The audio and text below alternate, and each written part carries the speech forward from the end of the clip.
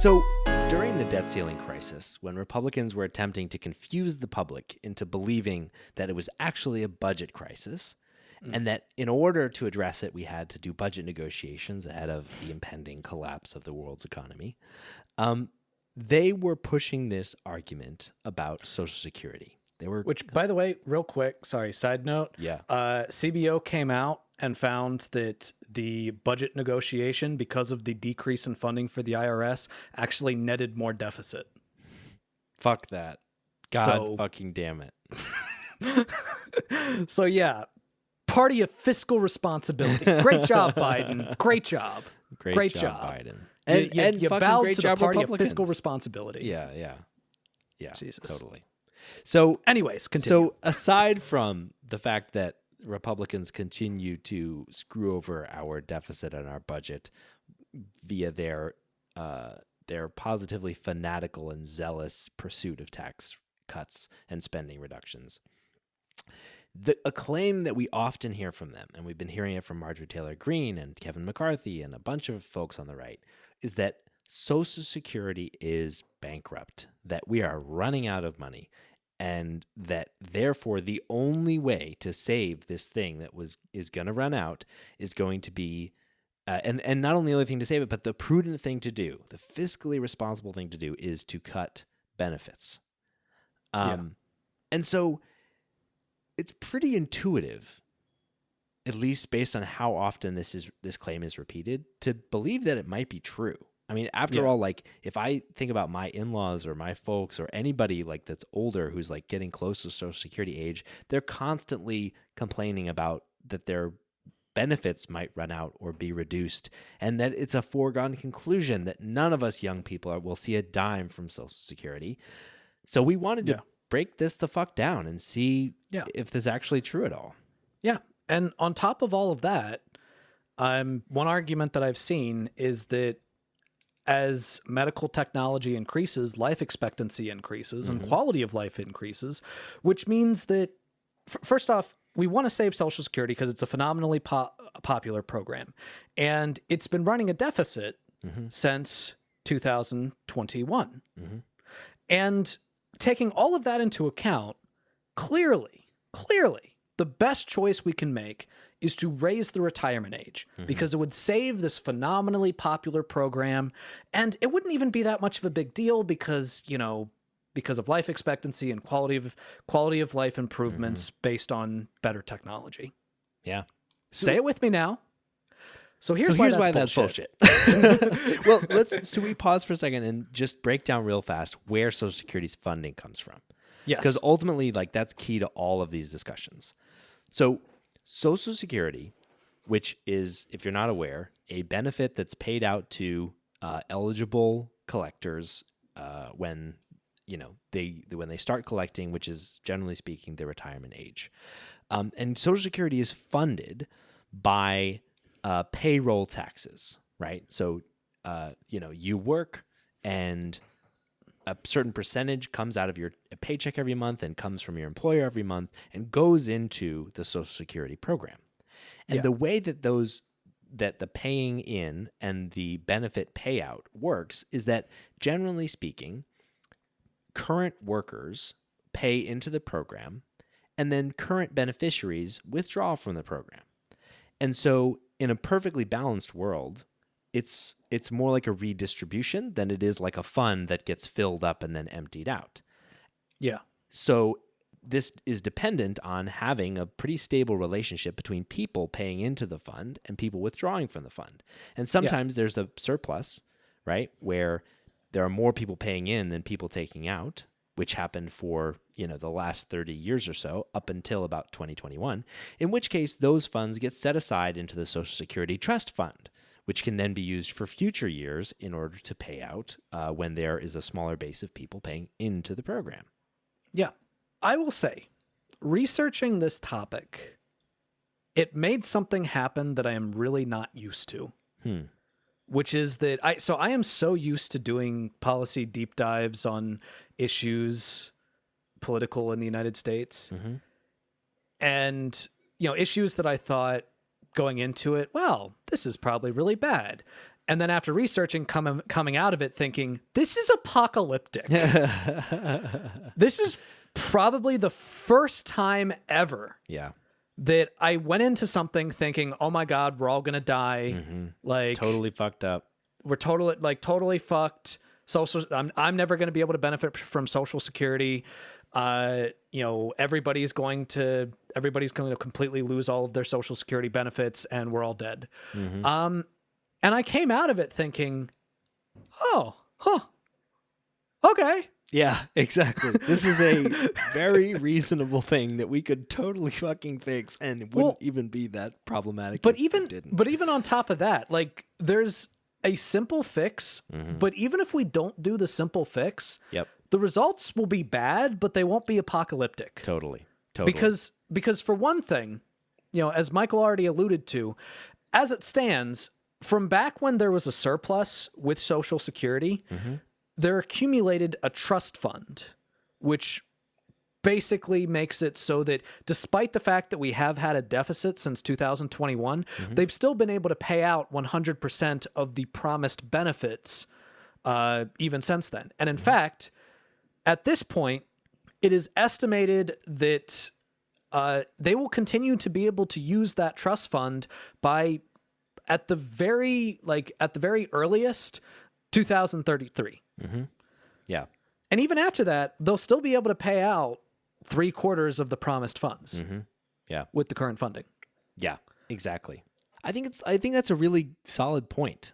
Like the thing is, yes, Social Security is designed, given the amount that it's set to pay out, to kind of require this fund, this surplus, right? At least that's been kind of the requirement for the last few years.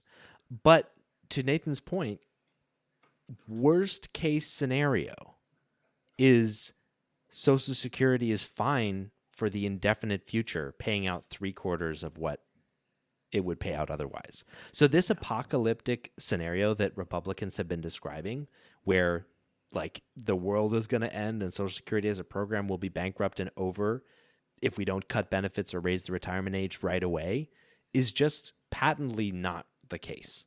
Yeah. I mean, a loss in 25% of benefits still sucks. Yes. I think and we should still do all we can to prevent it. Yes, I agree. I think that's a really important thing to capture as well, because I had a similar reaction. I was like, oh, 74%? Sweet. That's not bad. And then I was like, wait, maybe I'm just having that response because the Republicans have been telling this apocalyptic story. And I'm under the impression that any day now, Social Security could collapse. Yeah. But really, to your point, like a 25% reduction in payout is a really meaningful impact to a lot of people's lives, right? Yeah. Like your retirement plans could be delayed or ruined as a result of a 25% reduction in your income every year, because of if you're like, pretty much exclusively relying on Social Security. Yeah.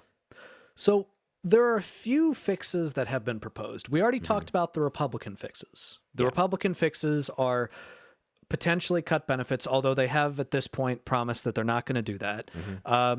Raise the retirement age, which has been proposed quite a bit, although it seemed like when Trump basically went out and said, hey, y'all, you're not going to do that. For once, he used his weird hypnotic power over the Republican Party for good. And it looks like that's not going to be what they're going to try to push for right now. Right now, it is entirely possible and very plausible that we will see some new pushes by prominent Republicans in the near future, once again, to try to raise the retirement age. But of course, there are other potential solutions out there. Some of them I like more than others. Yep. But let's go through some possibilities. First off, we have expanding type of compensation that is subject to Social Security payroll taxes. So as it stands, fringe benefits that you might get from your job, such as health insurance, don't count as taxable income with regard to the Social Security tax. Yeah. Which means that you're paying out Like, you don't have to pay Social Security tax on income that is basically in the form of those benefits packages. Yeah.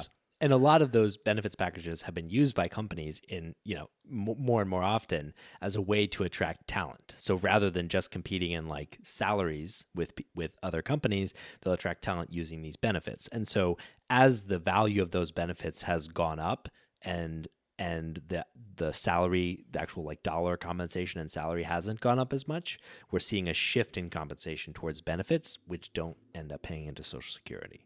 Yeah. And the Center for Budget and Policy Priorities estimates that if we were to do that, just for health insurance, that would actually end up closing over 1/3 of the Social Security solvency gap. Wow. That's amazing. Now, to be fair, it likely would increase your taxable burden, right? It would feel probably similar to increasing the payroll tax used for Social Security. Which is my issue with it. Yes. And which is why I don't like this solution. Yes. Also, another reason why I don't like this solution is because in my ideal world, there is no employee-based health insurance. No we have a Medicare for all system. Mm-hmm. So like, I'm still hoping that is a part of a future like policy initiative. Yep. And if it were, then that kind of takes this away. So I mean, I don't think that's the best solution. Mm-hmm. And it effectively is a tax increase on you, on like working class people. Yeah. So I don't like that as much, but it would still do something to, it would still have an effect. Mm-hmm. Another potential solution is to just increase payroll tax rates. Mm-hmm. In fact, the same source, Center on Budget and Policy Priorities, estimates that just an increase of 0.3%, which would be roughly the equivalent of about $8 per week for the average earner, Mm-hmm. would close about a fifth of the gap. Oh, wow. Okay. That's not too bad. Yeah. That's not too bad. Could be a component of a solution, right? Could absolutely be a component of the solution. Yeah. One potential solution I want to talk about, because I haven't actually seen it on any like lists, but I've heard it described as a problem with current Social Security funding, and I want to get your thoughts on it. Okay. So one of the challenges of Social Security is that there are lots of older people are retiring, and relative to the number of people that are working age, we're having a problem where our payments in are being pulled out at a higher rate because there are just so many retirees and not enough people working. Yeah. But I think that relationship, which people call out a lot, overlooks one key thing. So those retirees, periodically, Social Security benefits payouts get increased to account for cost of living, right? And Social Security inputs, like the amount people pay in, is not just dependent on how many people are working, right? Yeah. It's dependent on how much they're making, because it's a percent of how much they're making, which means that one really concrete way to drive Social Security solutions is fucking raise wages so they keep fucking pace with the cost of living changes. Because as it is, with wages they remaining stagnant as cost of living goes up, it means that we need more young people working per person retiring to cover the cost. No, I don't think we should raise wages. It blows my mind that this is fucking nowhere, but like raising the minimum wage. I could never thought about that. Fucking help fund Social Security. That is interesting. Well, and the funny thing is that's actually super intuitive, because when you really think about it, why is it that Social Security became a deficit in the first place? Mm-hmm. Exactly. I mean, almost certainly when you put it like that, almost certainly it must have something to do with the fact that we haven't been keeping up with cost of living. Mm-hmm. Like the minimum wage has not kept up with the cost of living. Yeah. So I don't know if that would necessarily solve all the problems. Yeah. I don't know. I'd have to see the specific numbers on it. But I mean, if you're asking me if I think that we could raise wages and help Social Security, I'm like, yeah, I love that. The other thing is, to your point, like young people, even like if you expect that when you retire, and your working age, when you retire in like 2 or 3 decades, you're going to get 75% of the benefit. So say we don't solve this problem with Social Security, but we know that you and I will be able to get 75% of the benefit. What we need to compensate for that is savings, which means we need wage increases. Yeah. So like ultimately wage can drive a significant part of the solution for Social Security. And so like the fact that we're not like raising minimum wages is just another like the fact piece that the of federal evidence. minimum wage is still $7.25 is fucking embarrassing. It's fucking crazy. It's fucking crazy. So I think this is just yet another arrow in the quiver of raising wages for sure. Yeah, absolutely. Another solution is to eliminate the cap on Social Security's taxable wages. Wiki, what? There's a cap? Yes, there What the is a cap. Let me lay this out for you.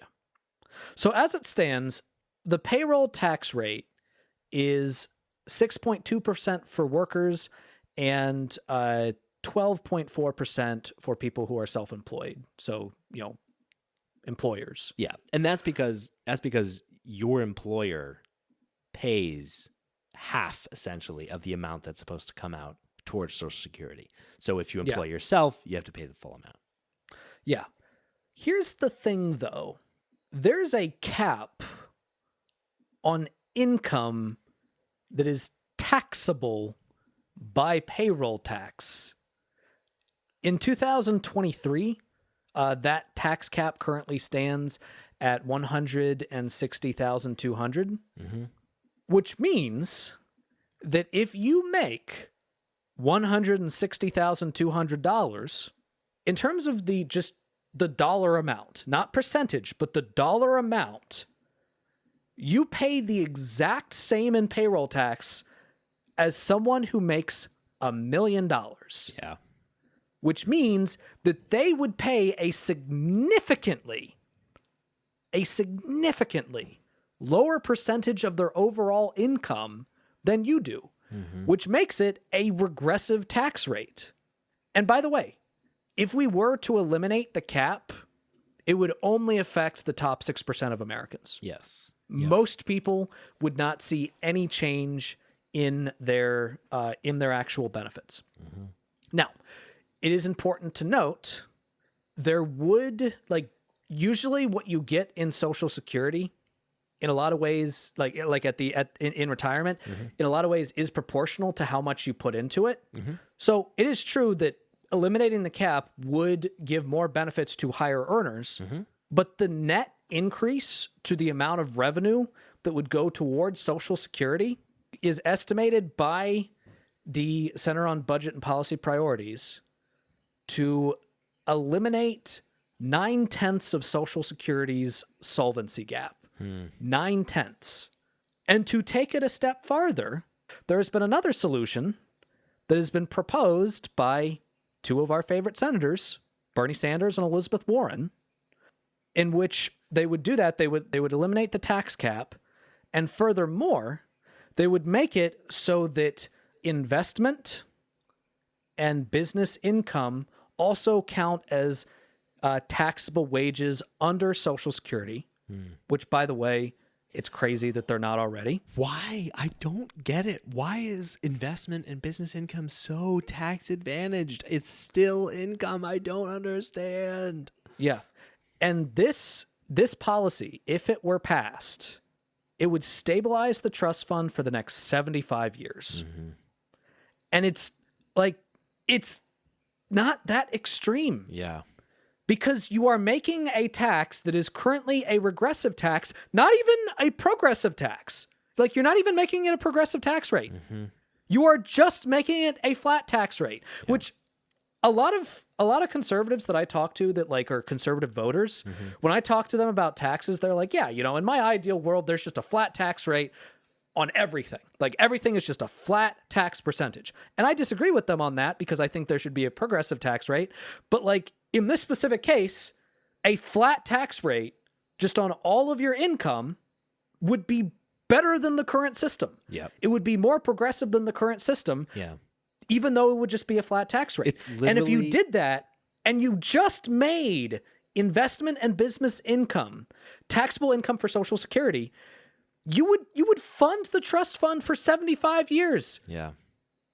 Yep. It is such a no-brainer solution. It's literally just like, let's treat the top 6% of earners like the bottom 94% of earners, and then we'll solve the problem for 100% of people, of Social Security recipients. Yeah. Now, the biggest argument that I can hear in my head of that people are going to make against that is, well, these are rich people that probably are not going to benefit as much from Social Security because, they're probably going to have a large retirement fund because they're rich people. So why should they be paying into a system that they're not going to directly benefit from? Which, on the surface, that sounds like a reasonable argument. So here's why that's bullshit. So by that logic, by the logic of you should only be taxed on something that you always just directly benefit from, by that logic, you should get a tax break if you don't have kids because you can't send them to public school. You should get a tax break if you never use the roads. You should get a tax break if you've never used the fire department. You should get a tax break if you never have the police, if you've never had to call the police. Yep. You should get a tax break if you if you've never been to a public library. You should get a tax break if you've never walked on a sidewalk. Yeah. Honestly, you should get a fucking tax break if you've never been in an area actively defended by the military. You should get a tax break if you've got an air purifier in your home because then the EPA doesn't benefit you as much. It's just not how fucking social goods Society and taxes works. and society functions. Yeah. That's just not how it functions. And even more concretely, that argument is so two-faced. Because what they're saying is, as a percentage of their income, the Social Security benefit won't be as large for them. And so what they're saying is then they shouldn't have to pay into it. But the exact same argument works in reverse for having to pay it. As a percent of their, as a proportion of their income relative to a fixed amount, having to pay in is small potatoes. Right? We're talking about the cost of living has a lot of fixed costs in it, right? There's a reason why it gets easier to live the richer you get. It doesn't not all costs scale. And so the fact that you have to continue to pay in 6% and then you get some portion of that back later, but it's not as meaningful to you. Well, it wasn't as meaningful to you when you had to pay it in the first place. Yeah.